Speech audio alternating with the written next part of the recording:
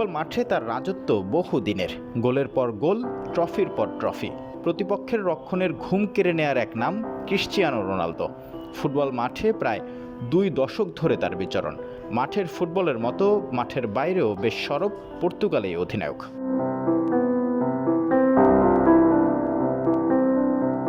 তবে এবার সবকিছু ছাপিয়ে মাঠের বাইরে আরও এক নতুন চমক দিলেন পর্তুগালের এই সুপারস্টার।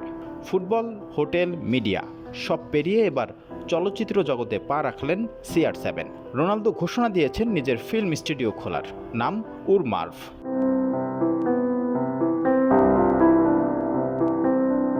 অবশ্য নতুন এই স্টুডিও রোনালদো যে একা চালাবেন এমনটি নয়, পাশে আছেন ব্রিটিশ নামজাদা প্রযোজক ম্যাথিউ ভন। জানা গেছে দুজনই সমানভাবে বিনিয়োগ করছেন এই স্টুডিওতে। এর আগে তারা একসাথে 2টি অ্যাকশন ফিল্ম প্রযোজনা করেছেন, এবার হাত দিচ্ছেন সেই সিরিজের 3য় কিস্তিতে। পেছনের 1 দশকে রোনালদোর ব্যবসায়িক বিস্তার চোখে পড়ার মতো।